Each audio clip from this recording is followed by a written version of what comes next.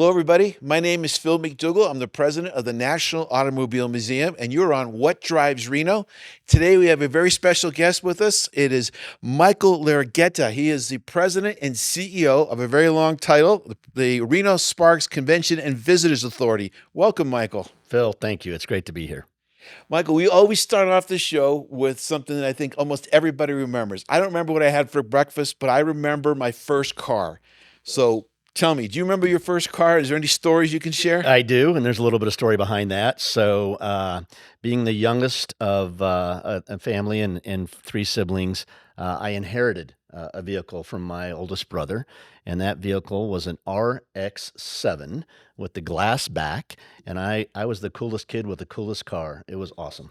Isn't it funny that truly almost everybody remembers? And when I ask that question, typically it's a smile. Sometimes I don't get a smile because there's a story. Oh, well, my significant other got the car, the divorce, or I crashed it, or dad took it away. A lot of people said they got the car and then they lost it by something they did. Any good stories you want to share? Not really. I No? mean, it was a hand-me-down, right? And it was a stick.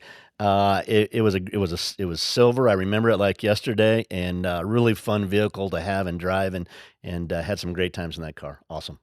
Well, let me just jump right in because a lot of people might not know, but you're the new CEO and president.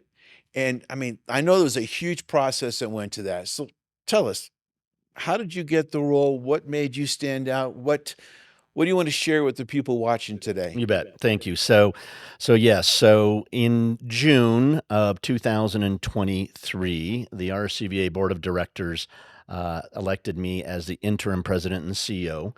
And that went into effect basically the end of June, starting in July 1, and we're on a fiscal year. And then there was an extensive process of hiring a search firm, evaluating potential candidates. I actually didn't make the decision to throw my hat in the ring, per se, and apply for the job until around November. And then when I did, I went through an extensive interview process. The search firm reduced the field. I think the original number of applicants was around 148. From all over the world. All over the world, yes. They reduced that down to 9. And then I think it was around January, they released to the public 3 finalists. And I was very fortunate to be one of those 3 finalists.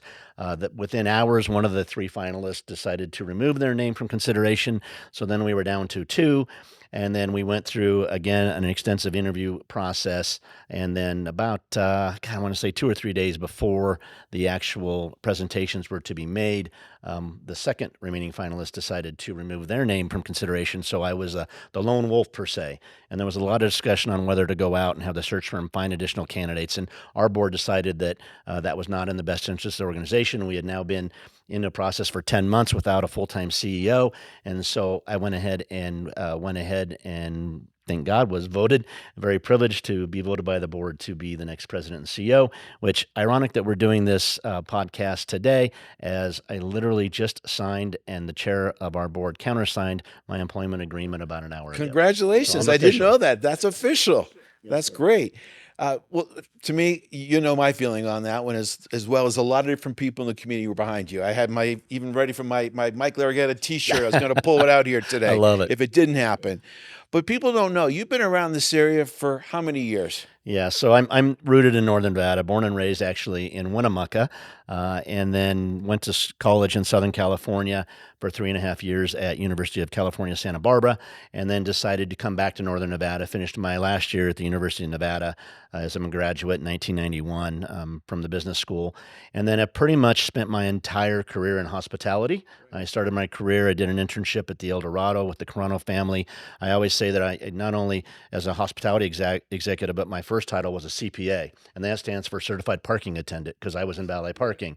And so I did that for a year, did an internship, worked my way up through the organization, left the El Dorado in 2001 as the director of sales, as I had an opportunity to go to Las Vegas and work for the Las Vegas Sands Corporation that was owned by Mr. Sheldon Adelson at the time. And so I went to the Venetian in October of 2001, spent 10 amazing years working for that organization, was fortunate to spend some time in China opening up Venetian Macau, but took a property that started when I was there at 3,000 rooms, added another tower with the Menencia Tower, and then built the Palazzo all during the tenure that I was there. So, being involved in an important position within that organization on a 7,000 all suite product was really fulfilling and amazing. Then I had the opportunity to take a more senior role for a brief period of time at the Palms, and then that lasted for We had a about. little overlap there. Yeah, we Both of do us work for actually. the Maloofs. Yes, we did. That's right. I forgot those stories, Phil. Yeah, thanks for the reminder. And then unfortunately, they lost the property to a bankruptcy situation. And so I decided to look for another opportunity. I then pretty much landed the same position as the vice president of sales, revenue management, and catering at the Hard Rock Hotel in Las Vegas. Worked there for a little bit over 2.5 years. And then was presented an opportunity by leaders that I worked with at the Venetian who had gone out on their own and started their own gaming management company, had properties in Asia and Singapore, I believe in one in Malaysia as well. And they received the management contract for a company down in the Bahamas called Bahamar, which was a $3.5 billion very high end 4 property resort in Nassau, which was beautiful. And so I took that opportunity. I moved my entire family As and I two would, dogs as most people would, to yeah. Nassau, which was an extraordinary experience, very rewarding. International school for our kids. I was fortunate to be able to take a team with me of 3 individuals that I worked with back in the States and in Las Vegas, and we spent nearly 2 years there. Unfortunately, the time frame that we were there, the property did not open due to some challenges they had with in terms of the ownership and the construction company and the developer. And so I moved back to the States in August of 2017. Went back to work for the Coronos during their transition of going public. They purchased the Silver Legacy from MGM, and so we had the Eldorado Circus and the Silver Legacy all under one company and one brand. And so one of my tasks was consolidating the sales department of the 3 properties into one, which we call a shared services model. And so again, I had done that in the Bahamas, and so it was an easy task for me to do back in Reno and working for the Corano family again, and where I started. So it was kind of like full circle. Did that for about a year and a half, and then I had the opportunity in February of 2017. I think it was 2017. I think I got that year right, to go work for the Reno-Sparks Convention and Visitor Authority as the vice president of sales, when I held that position for 7+ years before I had the opportunity to pursue the opportunity to be the CEO and president. Not too shabby. Full circle. Full circle. But see, that's Yes. important. People might know your name, might know you just recently got the position, but they don't know the roots you have here. They don't know the 30, I wasn't adding up all the years, but at least 30 years in the travel and tourism industry, right? Correct. And, Yes. and I think that's a challenge when a lot of people come from out of town. They have a lot of great experience, but they don't have the culture and the connections in the community. So you had both of those. It was a natural fit. So congratulations. Thank you. Thank you. Keys are there. The signature is still wet, and I'm glad to see you're here. Yeah, I think it was very important. I think it brings up a good point, Phil, is that, if you look at the history of the president and CEO position at the RSCVA, there's been some challenges, and the tenures have been relatively short. And I think a part of that is to your point, is it's very difficult to come from a different destination and come into Northern Nevada and really be able to apply what perhaps their strategy was in a different market to this market. We have some unique obstacles. You have to understand our market. You have to understand the players that are here in the community and the culture. You do. You have to understand gaming. You have to understand seasonality. You have to understand your obstacles, yet opportunities as it relates to weather and flight lift and seasonality and who our customers are. And in the gaming world, strategies and mix of hotel changes all the time, right? And so that was definitely an advantage that I had, I felt, versus other potential candidates, was I really understood Northern Nevada. And I think as part of my campaign when I was running for this position is one thing that I really tried to communicate to various business leaders and people in the community is this is where I'm from, this is where I want to be, and this is where I want to finish my career. I really care about this market, I really care about this region, and I want to see Northern Nevada prosper in all aspects. And it's really a tremendous opportunity of what's happening in Northern Nevada, what's happening in Reno, and we are truly a city that is in transition, a destination that is in transition in a very positive way. So it's a great opportunity. And for people, I just looked at when I was prepping for today, looking at your website with all the numbers you're showcasing now about the visitors that come in, the air traffic, and I mean, hotel stays. We're on the map here to stay. And I'm glad you said a couple of things there too. One was, I think most people think, or I did anyway, that we're always focusing in your role on bringing visitors in here. But the other part of your mission statement I looked up is supporting the community and the businesses that are here, because to me they're one and the same. You Yeah. can't be successful bringing people in if you don't have the infrastructure in the community, and even to a certain degree the politics behind here to support you. Yeah, well said. And you and your organization and your company are a great example of that, right? When we first met, I had a preconceived position and view of what the auto museum was, and then after getting to know you, and I'd spent many of times in that museum when I was here for my first 10 years, having come back to the market, meeting you and seeing what you've done in that facility is so amazing and energetic, and we love it. And as you know, we have 7 remote offices located all across the country that are basically an extension of all the sales departments of the major properties located in Reno-Sparks and North Lake Tahoe. And we use your facility on majority, if not all, of our site inspections because it is such a treasure and such an opportunity. And what you have done there in a short period of time and expanding and your creativity and making it more than just a car museum, which is, don't get me wrong, is amazing. And the cars are amazing. It's one part of it. One part of it. It's the history and the stories, but we're a full event center too. Yes, absolutely. And to your point about, there are so many components about what the Convention Authority is and what we are as a DMO and what we're trying to do. We definitely, one of my pillars of the 3 things that I was really focused on again during my process of campaigning to be the next CEO and president was community engagement and really getting in front of business leaders and sharing our information. And here's a very simplistic example, but one of the things I wanted to do was be transparent about the business that we are bringing to the destination. And so we have just launched on our website, rscva.com. We basically list every single piece of business, group convention, whether it's an association, corporate, Smurf, a sports group. If they have 200 rooms or more on peak, they are listed on our website for the next 30 days and the dates, where they're staying, how many people, what kind of group it is, because we really feel that allows people in the community, whether you are a restaurant or a microbrew or a retail outlet, to look at who is coming to Reno over certain dates and whether that may impact your hours of operation. They may impact your staffing. They may impact what you are offering in terms of your menus in your restaurant for that week. We have 10,000 room nights from the Shriners coming at the end of June through the 4th of July, and they will be all downtown. And they are definitely going to impact businesses throughout the community, specifically downtown. Well, see, that's a major change, and to me, I'll be open with you. I don't think that's the way it was done in the past. That's under your leadership. You're making the change, and it's a natural fit. We're here trying to solicit, and for successful, if we're successful, you're successful. And if we have 10,000 people coming in June, wouldn't it be helpful if we knew that and we can promote it and add more value? So when your groups are coming in, they're saying it was even a better experience. In the past, I think it was we couldn't get that information. Or it wasn't available to us, or it was protected. Didn't understand that. Yeah. And thanks to you, because you were a huge advocate for that. You were always pressing me to get that Well, information. the restraining orders are finally lifted. Yes, so I can call finally. you guys Yes, again. yes, finally. Yes, we're good. The non-competes are over. And the other side of that too is something that we are starting, and the first one will be the first week of May. Is that during again my process of applying for this position, there was an interview process with stakeholders in the community and business leaders, and in the time period that I went through that interview, in that 1 hour of Q&A back and forth, I really recognized that community leaders are relying on the RSCVA to provide information to how can we help you and how can you help us. And so we're starting quarterly meetings, basically run by the RSCVA. The first one, I believe, is May 9th and will be at the Reno-Sparks Convention Center. And we are going to invite community leaders to come. And it's basically going to be a discussion about things that are important to them, things that are important to us. How do we help you and how do you help us? Transparency, open communication, engagement. We feel that we can really play a key part in helping the community of Reno in that aspect. See, that's great too, because I remember during the final interview process, you said you were going to do that. So I love it. You said you're going to do it. You're doing it.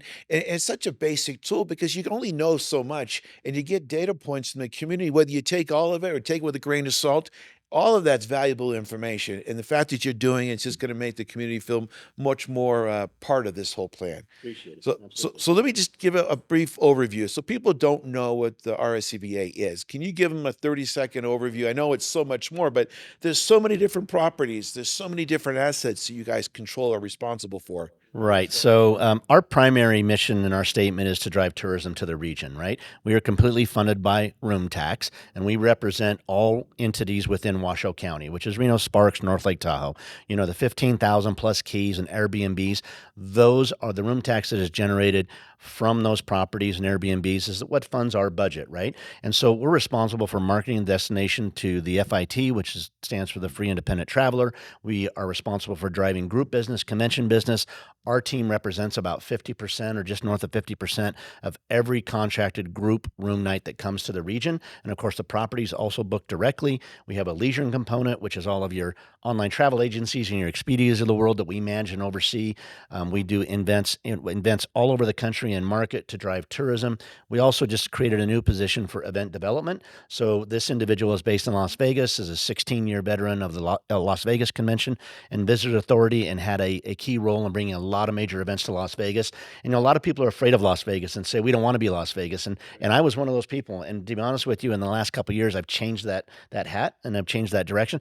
I think we should aspire to be what Las Vegas has done and the success. And you look at from a sports standpoint what they've achieved, from obviously a restaurant and convention standpoint, and we will probably never have the 100,000 rooms that Las Vegas has in their region, but we should aspire to go after some of the business that they have, and so we are doing that. And so our director of event development is pursuing great opportunities, and we're focused primarily on three anchors: arts and culture, sports, and music. And so we're looking at music festivals, we're looking at arts and culture and festivals, and we're looking for sporting opportunities to bring to the region.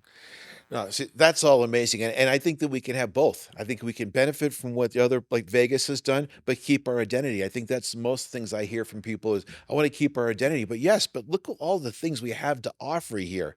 I mean, with it, what the biggest joke when I got here, the biggest thing people told me was it's 20 minutes away. And everyone says 20 minutes away, 20 minutes to the mall, 20 minutes to the mountains, 20 minutes to the river. I mean, it really is. You're right central in the most beautiful, amazing location and all the venues that you guys support. So for people who are watching right now, you probably have a 30, 60, 90-day kind of plan. Could you share what that is to you? Sure, you bet. And then just one other point I wanted to touch on is that you asking about the RCVA. A lot of people don't realize too that we actually manage or oversee or own four properties within the regions, right? So everybody knows about the big box and the convention center, but we also have the Reno Event Center downtown.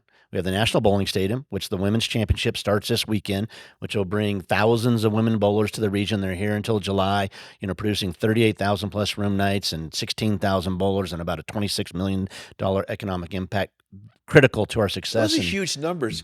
People don't, yes, they lose track of that. they do. They do. And then we also have the Reno-Sparks Livestock Event Center, which is predominantly used for equine events and obviously the home of the Reno Rodeo. But what people don't understand is we also do wrestling tournaments, pole vault. We do different types of shows in that venue. And so it's a multi-use facility. But back to your question about 30, 60, 90, right? So there's a lot. I want to do everything tomorrow and get it all done. Unfortunately, that's not reality. So we really have to prioritize what our mission is. And the first thing is I'm focusing on, our values internally and our employees, because we are only as good as our employees are. And so we're really focused on breaking down silos and engagement and making sure that the employees are first. We've implemented employee of the month programs. We've implemented recognizing employees based on their tenure.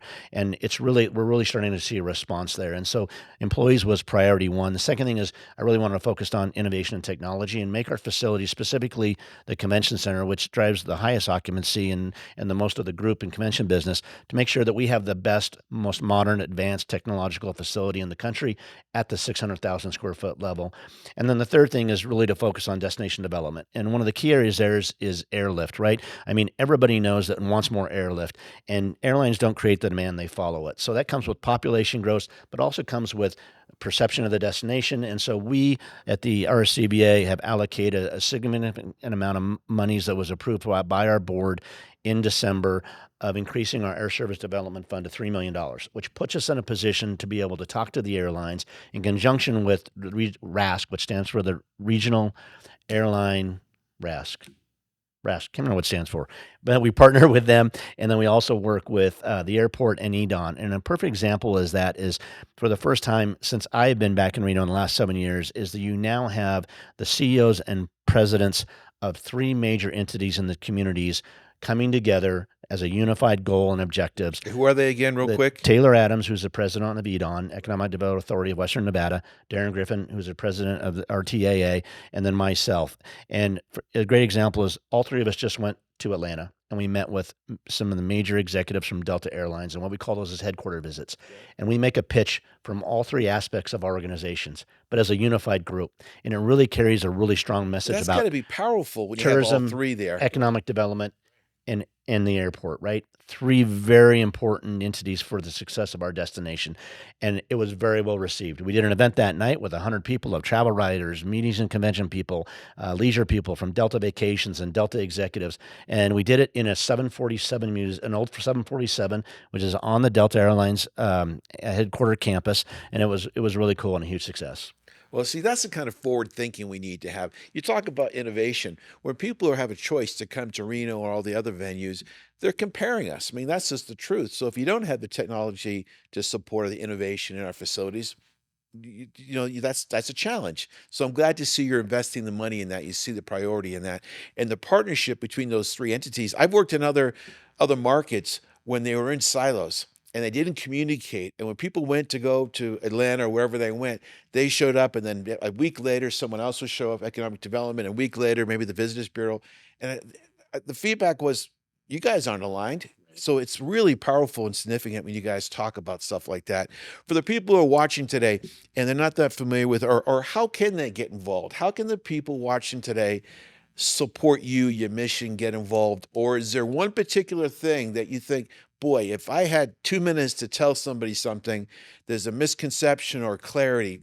Any one of Yeah. those things you want to get out there on the table? Well, I think we definitely need to improve in educating the community about who the RCVA is and what our role is and what our responsibility is and how can we help you. And so, if people hear this today and they're like, you know what, I would really like Mike or I'd like Taylor Adams from Edon or Darren to come and speak to us so that they can educate me or my business or my constituents or the business groups that they participate in. We would love that opportunity, And right? we're gonna take advantage of that soon. We're looking Absolutely. forward to it. Absolutely. So I think that's the biggest message, right? Is that we want to educate the community about who we are and why we exist and how we can help them. And I would love for them to come give us feedback and really hear from them as to what's important to them and help us drive our decisions and how we move forward. Well, we only have a minute left, but I just wanted to thank you very much for joining us today on What Drives Reno. And I would give a plug to your team because I know when your team comes up, their culture is based on you and your culture and your values. And I'm not just saying this because everyone at the museum loves your team, and you can tell where it comes from. Every interaction with your team, I've never met a harder worker group in my life. They're all working. Every interaction has been positive. So we nothing but the best wishes for you under your Well, new tenure, and I I want you to appreciate that, retire Phil. here and be an old man in this job. I'll sit on that rocking chair right next to you, All my right. friend. Sounds Yeah, I good. appreciate it. Thank you. All right. Well, Mike, thank you for being on the show today. And if you have not been part of What Drives Reno, we encourage you to tune back in. Visit the museum. We are 105,000 square feet, 240 amazing automobiles, and 16,000 square foot outdoor patio we just built last year right on the river, the largest outdoor venue in the river. And if you don't like automobiles, maybe you like the stories. Maybe you want to have an event there. Maybe you just want to get more engaged and support a nonprofit. If you check off any one of those boxes, then that's good. We'd love to have you come down. For more information, go to www.automuseum.org. Thank you very much for tuning in to What Drives Reno. Thank you, Mike. Thank you, Phil.